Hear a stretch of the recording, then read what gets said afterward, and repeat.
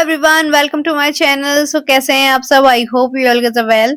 सो दोस्तों, आज की इस वीडियो के अंदर हम हमारी अमेरिकन लिटरेचर की यूनिट 2 करने वाले हैं, जिसके अंदर हम पढ़ने वाले हैं हरमन मेलविल की एक बहुत ही इंटरेस्टिंग सी कहानी, Bartleby the scrivener, a story of Wall street.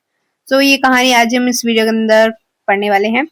तो सबसे पहले वीडियो को स्टार्ट करने से पहले मैं हमेशा जो कहती हूँ वही करने वाली हूँ कि अगर चैनल को सब्सक्राइब नहीं किया है तो चैनल को सब्सक्राइब कर लो यार, तुम्हारे ही फायदे के लिए कह रही हूँ, क्योंकि इस चैनल पे तुम्हें बियॉन्ड नर्सिंग से रिलेटेड सारी इंपॉर्टेंट वीडियो मिल जाएंगी, आपको सारे चैप्टर की एक्सप्लेनेशन वीडियोस मिल जाएंगी। तो जल्दी जल्दी सब्सक्राइब कर लो यार। ओके, सो नाउ वीडियो को स्टार्ट करते हैं हम अपनी। सबसे पहले हम इस चैप्टर के जो ऑथर है हरमन मेलविल, इनके बारे में जान लेते हैं। हरमन मेलविल की बात करें तो इनका टाइम पीरियड है 1819 से लेके 1891 तक। मतलब कि इनका बर्थ हुआ था 1819 में और डेथ हुई थी 1891 में। ओके, एंड ये जो थे ये अमेरिकन नोवेलिस्ट थे, एक पोएट भी थे, शॉर्ट स्टोरी राइटर भी थे। एंड इनकी जो सबसे नोन प्राइमरी जो इनकी एपिक नोवेल है वो है मोबी डिक, जो कि 1851 में इन्होंने पब्लिश की थी। ओके, जिसकी वजह से जाने जाते हैं। And he belong to the American renaissance period of the 19th century.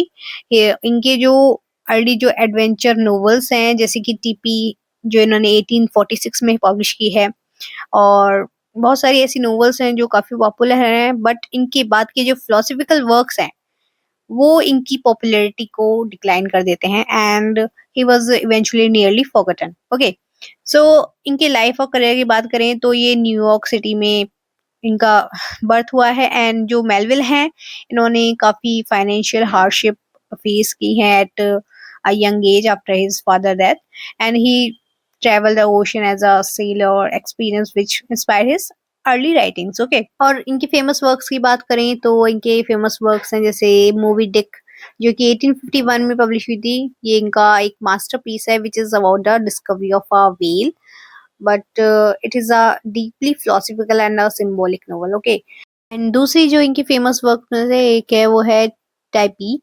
and it was published in 1846, and second one is ओमो, जो कि पब्लिश हुई है 1847 के अंदर, and these were adventure novels based on his experience in South Pacific, जो कि बहुत ही popular हुई थी उनके टाइम पे जिस टाइम ये पब्लिश हुई थी। एंड एक और इनका फेमस वर्क है वो है बिली बर्ड, जो कि एक शॉर्ट नोवेल है जो कि पब्लिश हुआ था आफ्टर हिज डेथ, एंड वो बहुत ही ज्यादा फेमस भी हुआ था।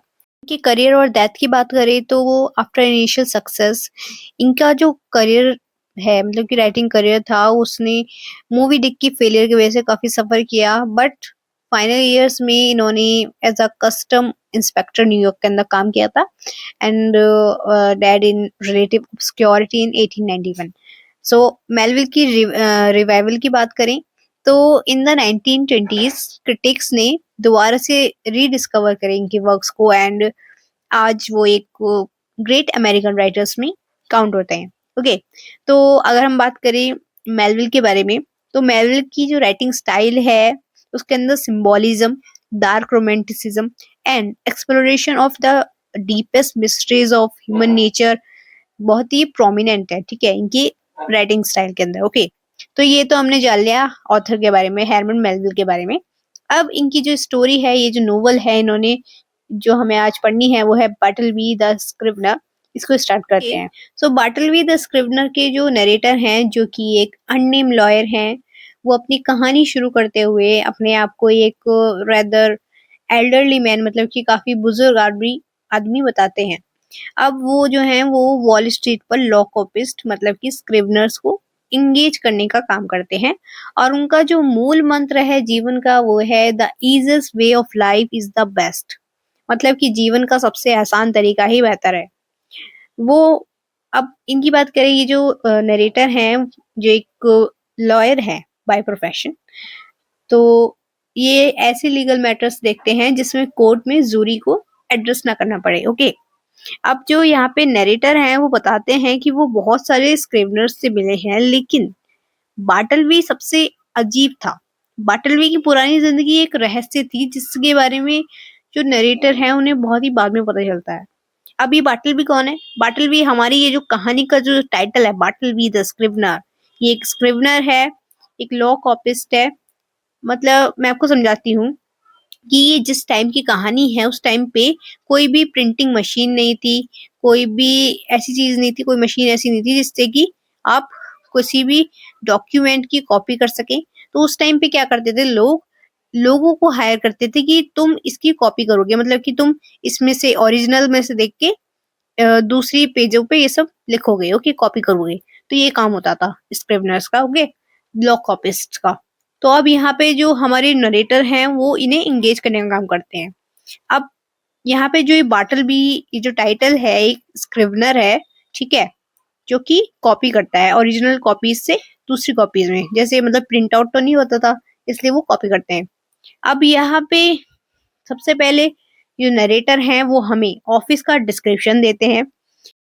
तो ऑफिस का डिस्क्रिप्शन देते हुए ये बताते हैं कि इनके ऑफिस में 2 विंडोज हैं। एक विंडो में से दिखता है white wall of a Skylight stuff, and दूसरी में से दिखता है एक अनऑब्स्क्यूरेटेड व्यू, मतलब कि ईंटों की दीवार दिखती है दूसरी विंडो में से, ठीक है। ये इस ऑफिस का डिस्क्रिप्शन दिया है इन्होंने। अब इसके बाद वो बताते हैं कि इनके पास पहले से 2 स्क्रिवेनर काम करते हैं, ठीक है, मतलब कि बार्टलबी के आने से पहले। अब नरेटर बताते हैं कि इनके पास एक टर्की नाम का स्क्रिवेनर है, एक निपर्स है, एंड एक 12 year old office boy ginger nut है जो कि इनके लिए काम करता है। अब सबसे पहले जो टर्की है वो एक शॉर्ट ओवरवेट इंग्लिश मैन है जो कि अराउंड 60 ईयर्स का है, ओके। अब ये जो टर्की है ये दोपहर में बहुत ही इरिटेबल हो जाता है और डॉक्यूमेंट्स पर इंक के धब्बे जोड़ देता है, लेकिन नून से पहले उसका काम का आउटपुट कमाल का होता है, ओके, मतलब कि सुबह के टाइम ये बहुत अच्छा काम करता है, दोपहर तक चिड़चिड़ा हो जाता है। अब यहाँ पे जो नरेटर हैं उन्होंने इसकी उम्र का बहाना बनाकर उसे दोपहर में छुट्टी देने की कोशिश की, पर टर्की ने मना कर दिया और पूरा दिन काम करता रहा। अब दूसरा स्क्रिवेनर निपर्स 25 साल का है और एम्बिशन और इंडाइजेशन का शिकार है। अपने सपनों की वजह से उसे कॉपिस्ट का काम छोटा लगता है और वो अपने डेस्क की हाइट से भी हमेशा परेशान रहता है। फिर भी उसकी हैंडराइटिंग बहुत साफ थी और बड़े अच्छे कपड़े पहनता था वो। निपर्स दोपहर में बहुत ही काम रहता है, पर सुबह के टाइम पे उसका मूड खराब रहता है, ओके। अब तीसरा जो है वो है जिंजर नट।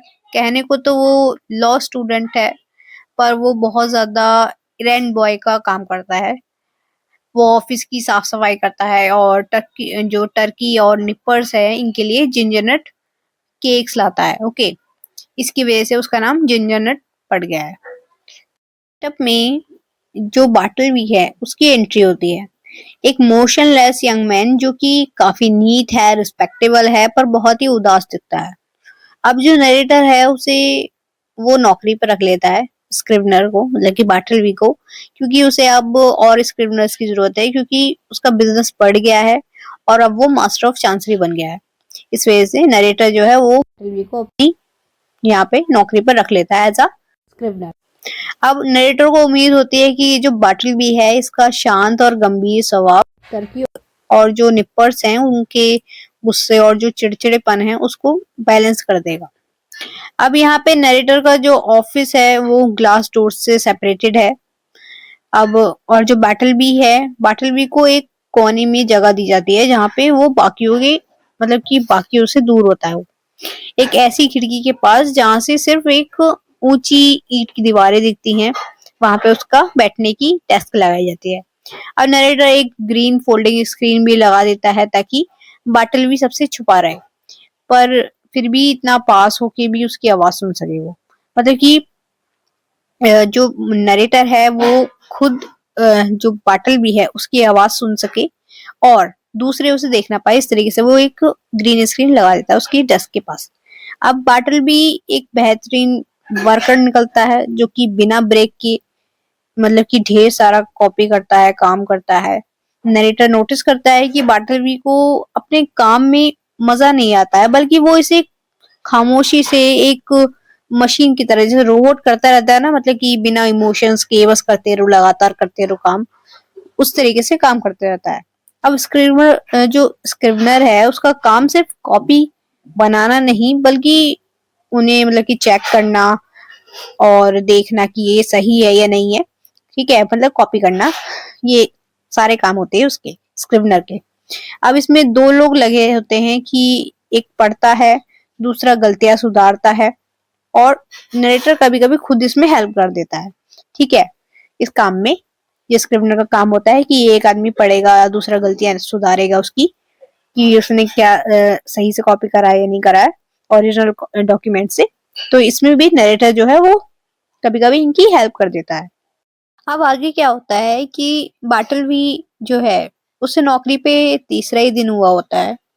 अब इस टाइम पे नरेटर जो है वो उसके पास आता है और उसे बोलता है कि तुम कॉपीज चेक करो। ठीक है, तो अब यहाँ पे जो बाटलवी है वो अपनी ग्रीन स्क्रीन के पीछे से बिना हिले जवाब देता है, I would prefer not to.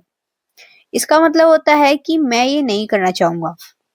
ठीक है, अब पहले तो नरेटर को लगता है कि उसने बाटलवी को सुनने में गलती कर दी है, तो वो क्या करता है, वो बाटलवी के डेस्क के पास जाता है और अपनी रिक्वेस्ट को रिपीट करता है और उसकी तरफ अपनी कॉपी को आगे बढ़ाता है कि लो ये काम कर दो। अब यहाँ पे जो बाटलवी है वो कॉपी लेने से मना कर देता है और पहले की तरह ही जवाब देता है, I would prefer not to. अब यहाँ पे क्योंकि नरेटर को बाटलवी के बिहेव में कोई भी अनईजीनेस या फिर एंगर या इम्पेशंस या इम्पेरिटेंस नजर नहीं आती है, तो वो इस बात को जाने लेता है और डिसाइड करता है कि इस बात को मैं मतलब कि इसे मैं बाद में देखूंगा। ठीक है, इससे बाद में डील करेंगे। अब कुछ दिनों बाद क्या होता है कि जब बाटलबी एक लंबी टेस्ट में की 4 कॉपीज फिनिश कर लेता है, तो नरेटर अब टर्की, निपर्स और जिंजर नट और बाटलबी को करेक्शन के लिए बुलाता है। अब बाटलबी अपने स्क्रीन के पीछे से आता है और सिंपली कह देता है कि he would prefer not to be a part of it। अब नरेटर पहले बाटलवी से उसके इनकार की वजह पूछता है और फिर उसे समझने की कोशिश करता है, पर सब बेकार जाता है। बाटलवी हर जवाब का मतलब हर बात का जवाब यही देता है, I would prefer not to. बात को लेकर बाकी सब स्टाफ के बीच में इस बात पर एग्रीमेंट है कि बाटलवी अनरीजनेबल हो रहा है। निपर्स को लगता है कि बाटलवी को निकाल देना चाहिए और जो जिंजर नट है उसे एक लिटिल लंकी कहता है। ठीक है, अब यहाँ पे जो नरेटर है वो एक बार फिर कोई एक्शन लेने में मना कर देता है, मतलब कि वो टाल देता है कि वो एक्शन नहीं लेगा वो इस बात पे। अब बाटलवी की इस अजीब और अनरीजनेबल बिहेवियर की वजह से नरेटर बताता है कि उसने बाटलवी को क्लोजली वॉच करना शुरू कर दिया। वो ऑब्जर्व करता है कि बाटलवी कभी ऑफिस से बाहर ही नहीं निकलता है। नरेटर देखता है कि उसका अकेला इंडल्जेंस वो कुछ जिंजर नट केक्स हैं जो जिंजर नट ऑफिस बॉय सुबह 11 बजे उसके आसपास उसके टेबल पर डिलीवर करता है। ऐसा लगता है जैसे यही उसकी पूरी डाइट है, मतलब कि वो इतना ही खाना खाता है, यही खाता है बस। अब जो नरेटर है वो एक ईमानदार और अच्छी कंसाइंस वाला आदमी होने पर गर्व करता है और ये एडमिट करता है कि भले ही वो बाटलवी की पैसिव रेजिस्टेंस से चिढ़ गया था, पर उसकी कंसाइंस ने बाटलवी को बेनिफिट ऑफ डाउट दिया है। अब बाटलवी को इनडिसिप्लिन के लिए फायर ना करने का रीजन सिर्फ उसकी हालत पर तरस खाना नहीं था। ओके, अब जो नरेटर है वो ये डिसाइड करता है कि बाटलवी को काम पर रखने में उसका ज्यादा खर्चा भी नहीं है और काम भी वो अच्छा खासा कर रहा है और इस छोटी सी कीमत पर वो एक चैरिटेबल क्रिश्चियन होने का सुकून महसूस करता है। मतलब कि यहाँ पे नरेटर सोच रहा है कि मैंने मतलब कि इसके ऊपर दया कर दी और इसे छोड़ दिया, मतलब मैं कितना अच्छा हूँ, मतलब अंदर से उसको एक feeling I that I am a charitable Christian. ठीक है, इस तरीके से उसने महसूस किया। जैसे कभी कभी होता है ना, हमें लगता है जैसे कोई भिखारी मिल गया हमें और उसको हमने 5 रुपए दे दिए, तो हमें लगता है कि वाह यार कितनी दयालु है, हमने हमने उसकी मदद की। इस तरीके से यहाँ पे जो नरेटर है वो भी ऐसी महसूस करता है। अब जो नरेटर है वो ये बात लिखता है कि यहाँ मैं सस्ते में एक बढ़िया सेल्फ अप्रूवल खरीद सकता हूँ और बाटलवी से दोस्ती करना, उसकी अजीब जिद को सहना मुझे बहुत ही कम या फिर कुछ भी कॉस्ट नहीं करेगा। ठीक है, जबकि वो मेरे अंदर जो मेरी सोल है उसमें मेरी कंसाइंस के लिए एक बहुत ही मीठा सा एहसास बनकर जमा हो जाएगा। मतलब कि उसे ये लगेगा कि मैंने किसी के साथ बहुत अच्छा किया है, मतलब बाटलवी की हरकतें सहने के बाद भी वो उसे काम से नहीं निकाल रहा है, तो उसे लगेगा कि मैं कितना अच्छा आदमी हूँ, मैं कितना दयालु आदमी हूँ। तो ये फीलिंग भी अच्छी रहेगी और उसको कुछ नुकसान भी नहीं हो रहा है। ठीक है, इस वजह से नरेटर क्या है वो डिसाइड कर लेता है कि हाँ चलो यार बैटलवी को नहीं निकालेंगे। अब एक तरफ ये भी था कि नरेटर को ये भी फिक्र थी कि जो दूसरे एम्प्लॉयर हैं वो शायद बाटलवी की इस अजीब बिहेवियर को बर्दाश्त ना करें और शायद वो सड़क पर भिखारी बनकर रह जाए, मतलब बाटलवी। ओके। हालांकि जो नरेटर है वो बाटलवी को वैसे ही एक्सेप्ट करने का फैसला कर लेता है। वो ये भी मानता है कि कभी कभी बाटलवी की पैसिवनेस से वो चिढ़ जाता था।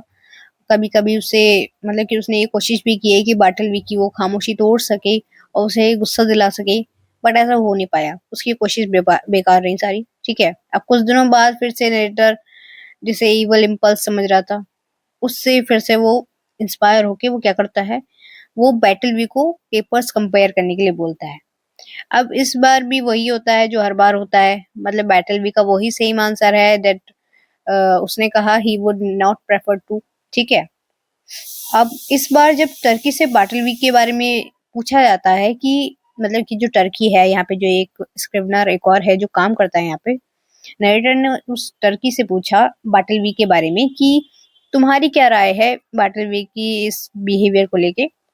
तो इस बार क्योंकि दोपहर का वक्त था, मैंने बताया दोपहर के वक्त पे जो टर्की है वो बहुत ही चिड़चिड़ा हो जाता है, नशे में है वो अपनी अपनी मतलब कि वो 60 साल का एक बुढ़ा है। अब टर्की अपनी नशे की हालत में बोलता है कि इस बाटलवी को पीट दो, मतलब कि वो ऑफर देता है कि इसे पीट दो, उसकी आंख काली कर दो। अब इस टाइम पे उसने कोशिश भी करी अपनी धमकी पूरी करने की, पर जो नरेटर है उसने उसे रोक लिया।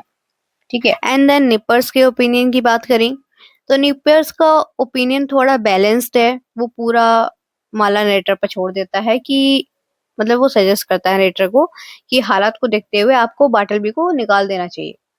अब दूसरी तरफ से टर्की बोलता है इस बात पे कि निपर्स पहले तो बाटलबी को लात मार के निकालने की बात कर रहा था, लेकिन अब जो उसका मिजाज है वो बदला है।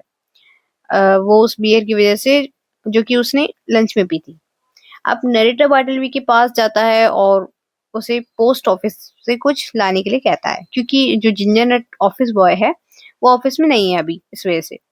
अब बाटलबी बस ये कह देता है प्रेफर नॉट टू, मैं नहीं करना चाहूंगा। जब नरेटर उससे पूछता है कि क्या वो ये काम नहीं करेगा, तो बाटलबी फिर वही दोहराता है कि प्रेफर नहीं करेगा वो, मतलब कि I would prefer not to. ठीक है। अब परेशान होकर जो नरेटर है वो बाटलवी को आवाज लगाता है और बाटलवी तीसरी बार बुलाने पर जवाब देता है और अपनी केबिन के दरवाजे पर किसी भूत की तरह खड़ा हो जाता है। अब यहाँ पे जो नरेटर है वो उसे निपर्स को बुलाने के लिए कहता है, मतलब कि जो नरेटर है उसे निपर्स को बुलाने के लिए कहता है, लेकिन जो बाटलवी है फिर से वही पुराना रटा रटाया जो जवाब है उसका वही देता है कि मैं नहीं करूंगा। ठीक है। अब क्योंकि बाटलवी की आवाज में कोई बदतमीजी या गुस्सा नहीं होता है, इसलिए नरेटर मान लेता है कि वो बाटलवी को सिर्फ कॉपिस्ट के काम पर रखेगा और उससे बाकी का कोई एक्स्ट्रा काम नहीं करवाएगा। Now with this new understanding narrator ने क्या किया इस टाइम पे, अब उसने बाटलवी की वर्क्स एथिक्स की तारीफ करना शुरू कर दिया। अब वो नोटिस करता है कि बाटलवी हमेशा सुबह सबसे पहले ऑफिस में पहुंच जाता है और रात को सबसे बाद में निकलता है। वो अपने काम में कंसिस्टेंट है, ट्रस्टवर्दी भी है। बस ये चेक करने के लिए कि क्या बाटलवी का बिहेवियर बदला है, नरेटर कभी कभी उसे कुछ और काम करने को कहता है, लेकिन उसका जवाब भी वही आता है that I would prefer not to. Okay. अब एक संडे की बात है। चर्च जाते वक्त जो नरेटर है वो सोचता है कि चलो ऑफिस रुकता हूँ। अब इस टाइम पे जब वो ऑफिस जाके देखता है तो वहां का दरवाजा पहले से खुला हुआ था। अब खुला हुआ था का क्या मतलब है कि अंदर पहले से कोई था, बट जो दरवाजा है वो नरेटर से खुल नहीं रहा था। ठीक है। क्योंकि अंदर पहले से एक चाबी लगी हुई थी।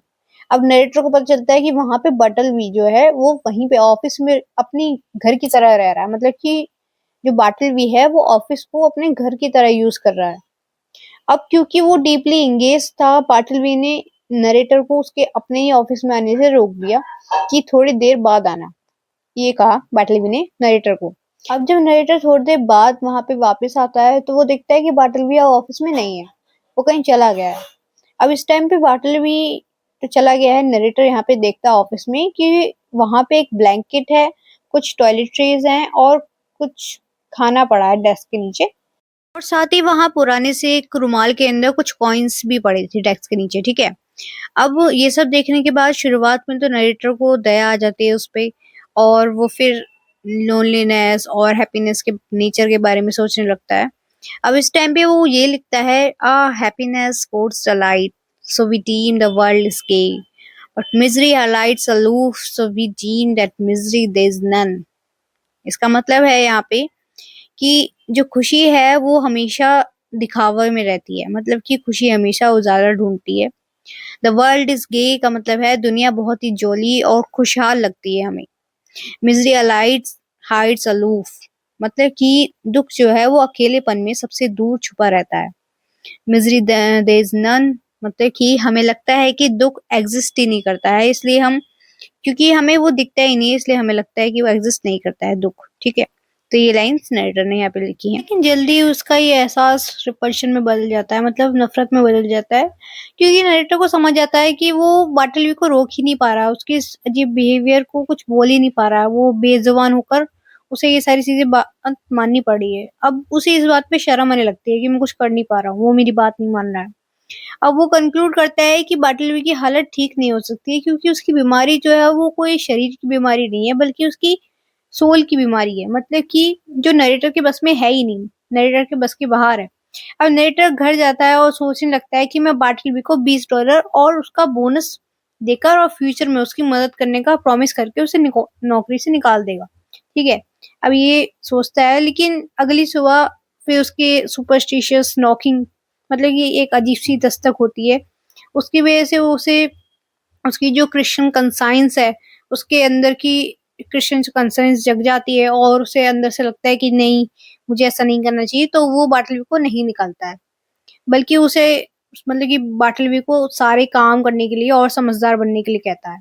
अब यहाँ पे बाटलवी उसका जवाब देता है कि he would prefer not to be reasonable, मतलब कि वो समझदार बनना ना ही प्रेफर करेगा। ठीक है, अब इस इंसिडेंट के बाद अगले दिन ही जो बाटलवी है वो कॉपी करने वाले काम के लिए भी मना कर देता है कि मैं नहीं करूंगा, और वो चुपचाप जाके वो जो विंडो थी वहां पे खड़ा हो जाता है और बाहर, विंडो के बाहर जो एक वॉल थी, एक दीवार थी, उसे देखने लगता है। अब नरेटर नोटिस करता है कि ऑफिस में बाकी सब और खुद भी, नरेटर भी बाटलवी का फ्रेज अपनाना शुरू कर दिया है, मतलब कि उसका जो प्रेफर शब्द था उसे उन लोगों ने अपना लिया था। ठीक है, मतलब कि वो धीरे धीरे उसकी आदत डालने लगे थे। अब उन्हें कुछ भी थोड़ा अजीब नहीं लग रहा था, जैसे उन्हें पहले लगता था अजीब, अब उसे, उन लोगों को उसकी आदत पड़ गई थी। ठीक है, ये चीज नरेटर नोटिस करता है। तो अब इससे पहले कि ऑफिस में कोई भी डिसिप्लिनरी इश्यू बढ़े, इससे पहले ही नरेटर फाइनली बाटलवी को 6 डे नोटिस दे दिया है और उसने प्रेमिसेस खाली करने को कह दिया बाटलवी से। अब बाटलवी तो ऑब्वियस था, उसने कंपाइल नहीं किया। अब नरेटर यहाँ पे जॉन कॉल्ट द्वारा ऑफिस में एक सुमेल एडम के मर्डर वाले इंसिडेंट के बारे में सोचता है। कोई इंसिडेंट था ऑफिस में, किसी ने किसी का मर्डर कर दिया था। वैसे तो ये इंसिडेंट सीधे इस स्टोरी से रिलेटेड नहीं है, बट नरेटर को लगता है कि जहाँ ह्यूमनाइजिंग डोमेस्टिक एसोसिएशन नहीं होती है, मतलब कि अपनापन और इंसानियत नहीं होती है, वहाँ ऑफिस के झगड़े ये जानलेवा हो सकते हैं। ठीक है, अब इस बार नरेटर का फिर से क्रिश्चियन कंसाइंस जाग जाता है, जो कि उसे कोई भी जल्दी में कदम उठाने से रोकता है। अब उसे खुद को भी ये बात समझ आती है कि शायद भगवान ने किसी वजह से बाटलवी को उसकी लाइफ का हिस्सा बनाया है और उनके सीरियस वेज पर सवाल उठाने का उसका कोई काम नहीं है। अब एक दिन क्या होता है कि नरेटर के ऑफिस में लॉयर्स की मीटिंग हो रही होती है। उस टाइम पे एक लॉयर बाटलवी से कुछ काम करने के लिए बोलता है। अब इस टाइम पे हम सब जानते हैं कि बाटलवी किसी का कोई काम करता नहीं है, वो मना कर देता है। तो यहाँ पे भी बाटलवी ने वही करा, उसने उस लॉयर को मना कर दिया काम करने से। अब इस टाइम पे लॉयर के सर्कल्स में, मतलब कि वहाँ जो मीटिंग चल रही थी, यहाँ पे ये इस बात पे, ये जो टॉपिक है इस बात पे डिस्कशन होने लगा कि नेट और बाटलवी के बीच में कैसा रिश्ता है। इस बात पे सवाल उठने लगे कि ये नौकर होके इसका काम नहीं कर रहा है, ठीक है, इसने मना क्यों करा। अब इस टाइम पे अपने लॉयर वाले रेपुटेशन पर सीरियस खतरा देखकर नरेटर डिसाइड करता है कि वो अपना ऑफिस ही नई जगह पर शिफ्ट कर लेगा, और वो बाटलवी को ये वार्निंग देता है कि तुम वहां पे दिखना भी मत, मेरे नए ऑफिस के पास आसपास दिखना भी मत। अगर तुम वहां आए तो वो चीज अवैध मानी जाएगी कि अगर तुम मेरे ऑफिस के आसपास भी दिखाई दिए तो वो एक कॉमन ट्रेसपासर होगा। ठीक है, अब यहाँ पे कुछ दिनों बाद क्या होता है कि नरेटर के पास जो नया टेंटेंट था, एक लॉयर जिसने नरेटर का पुराना ऑफिस रेंट पर लिया था, वो एक दिन नरेटर के पास आता है और कहता है कि वो वाटरवे के लिए रिस्पॉन्सिबल है, इसलिए उसे ही ऑफिस से खाली करवाना चाहिए। ठीक है। अब नरेटर कहता है कि बाटलवी से अब उसका कोई लेना देना नहीं है, तो लॉयर ये कहते हुए चला जाता है कि वो खुद इस प्रॉब्लम को सॉर्ट आउट कर लेगा। ठीक है। क्योंकि अभी भी बाटलवी वहीं पर है, ठीक है, उसी पुराने ऑफिस में, वहां से वो नहीं गया है। तो इसलिए यहाँ पे जो नया किराएदार है, रेंट पे जिसने लिया है ये ऑफिस, वो यहाँ पे आके नरेटर से बोल रहा है कि तुम खाली कराओ, बाटलवी को वहां से भगाओ। तो यहाँ पे नरेटर कहता है कि उसका कोई लेना देना नहीं है, तो अब तुम ही इस चीज से निपटो। ठीक है। लेकिन प्रॉब्लम अभी भी सॉल्व नहीं होती है, क्योंकि लॉयर एक बार फिर नरेटर के ऑफिस आता है और इस बार उसके साथ कुछ लैंडलॉर्ड और बिल्डिंग के बाकी टेनेंट्स भी होते हैं। अब नरेटर को वो बताता है कि बाटलवी, जिससे पहले वाले ऑफिस से निकाल दिया गया था, अब दिन भर स्टेयर्स की रेलिंग पर बैठा रहता है वो, और रात को एंट्री वे में सोता है। ठीक है। अब नरेटर एक बार फिर बाटलवी के पास जाता है उससे मिलने के लिए कि वो जगह खाली कर दे। वो कन्विंस करने की कोशिश करता है। वो कहता है कि तुम मेरे साथ मेरे घर चलो, इस बात का ऑफर भी देता है नरेटर बाटलवी को, लेकिन वो उसके लिए भी मना कर देता है। और यहाँ तक कि नरेटर ये भी कहता है कि मैं तुम्हारे लिए नई जॉब ढूंढ दूंगा, मैं तुम्हें प्रॉमिस करता हूँ, चाहे वो क्लर्कशिप की हो या फिर बार टेंडर की हो या फिर ट्रैवल कंपेनियन की हो, कोई भी जॉब हो, मैं तुम्हारे लिए कोई ना कोई नई जॉब ढूंढ लूंगा, अगर बाटलवी इंटरेस्टेड हो तो। लेकिन बाटलवी को इस चीज में कोई भी इंटरेस्ट नहीं था, वो मना कर देता है। ठीक है, जैसे वो हर बार मना करता है। ठीक है, क्योंकि उसे कोई भी बदलाव पसंद नहीं है। लेकिन अब इस इंसिडेंट के बाद ऐसा नहीं है कि नरेटर और बाटलवी का रिश्ता यहीं एंड हो जाता है, ऐसा नहीं है। क्योंकि अब नरेटर को इस बात का डर था कि जो लैंडलॉर्ड उससे गुस्सा है बाटलवी की वजह से, वो लोग कहीं उसको कुछ नुकसान ना पहुंचा दे, तो वो इसलिए मतलब कि ताकि उसे कोई ढूंढ ना पाए, वो सिटी छोड़कर चला जाता है सबर्ब्स में। अब अपना ऑफिस वो निपर्स के भरोसे छोड़ देता है। अब सबर्ब्स से जब वो वापस आता है तो उसे लैंडलॉर्ड का एक नोट मिलता है जिसमें लिखा होता है कि पुलिस ने बाटलवी को द टॉम्स जेल में शिफ्ट कर दिया है। अब बाटलवी के बारे में कुछ डिटेल देने के लिए नरेटर की जरूरत है। ठीक है। अब नरेटर 2 बार उस जेल जाता है जहाँ पे बाटलवी बंद होता है। पहली बार नरेटर देखता है कि बाटलवी जेल के कोर्टयार्ड में है, जहाँ पे एक ऊंची सी दीवार है, उसकी तरफ वो मुंह करके खड़ा है और चारों तरफ जेल की शेल्स हैं। अब बाटलवी को वहां खुले में घूमने की छूट दी गई है, क्योंकि वो कोई मतलब ऐसा कोई हमला नहीं करता है, जैसे बेवॉयलेंट नहीं है, और उस पर कोई ऐसा सीरियस चार्ज भी नहीं है। ठीक है। अब बाटलवी नरेटर को पहचान लेता है, पर उसके पास उससे कहने के लिए कुछ भी नहीं होता है। ठीक है। अब नरेटर कहता है कि बाटलवी की इस हालत का जिम्मेदार वो नहीं है, और ये जेल उतनी भी बुरी जगह नहीं है। अब इस बात पे जो बाटलवी है वो जवाब देता है कि मुझे पता है, मैं निकलते वक्त जो नरेटर है वो वहां पे जो खाना देने वाला है, मतलब कि जेल में जो खाना देता है, उसे कुछ पैसे देता है ताकि वो बाटलवी को कुछ अच्छा डिनर करा सके।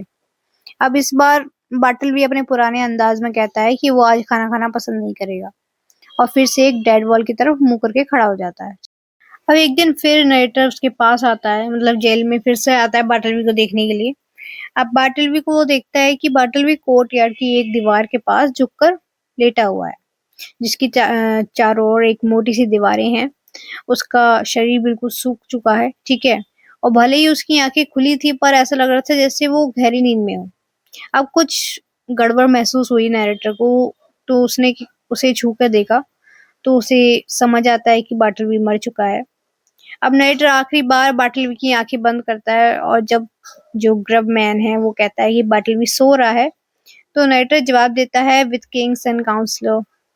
अब इसी मोड़ पर नरेटर अपनी कहानी खत्म करता है। हालांकि वो एक छोटी सी अफवाह का जिक्र करता है जो उसने बाटलवी की मौत के बाद सुनी थी, कि नरेटर ने ऑफिस में काम करने से पहले, बाटलवी वॉशिंगटन के एक डेड लेटर ऑफिस में एक क्लर्क था। ये बात बताते हुए नरेटर इमोशनल हो जाता है और कहता है कि शायद उन डेड लेटर्स, वो खत जो अब कभी अपनी मंजिल तक नहीं पहुंचे, उनको जलाने के काम ने ही बाटलवी को एक अंदर, मतलब कि बाटलवी के अंदर एक मायूसी और होपलेसनेस की भावना को और भी ज्यादा गहरा कर दिया होगा। जो नरेटर है वो एंड में लिखता है कि dead letters, does it not sound like dead man? Pardon for those who dead despairing, मतलब कि जो लोग डिस्पेयरिंग में मर गए उन लोगों के लिए माफी, उन लोगों से माफी। Hope for those who dead unhoping, good tiding for those who died stifled by unrelieved counties, unearned of life. These letters speak to death, Bartleby humanity. तो ये बोल के यहाँ पे हमारी ये नोवेल एंड हो जाती है। आई होप आपको समझ आ गया होगा। और कोई दिक्कत है आप मुझसे कमेंट सेक्शन में पूछ सकते हैं, मैं आपको आंसर कर दूंगी। और अगर वीडियो पसंद आई तो प्लीज वीडियो को लाइक जरूर करना एंड ज्यादा से ज्यादा इस वीडियो को शेयर करो अपने फ्रेंड्स तक, ताकि उनकी भी हेल्प हो सके। और अभी तक चैनल को सब्सक्राइब नहीं किया तो सब्सक्राइब कर लो यार, तुम्हारी फायदे की बातें कर लो, ठीक है। So thank you so much for watching, मिलते हैं नेक्स्ट वीडियो में, बाय बाय।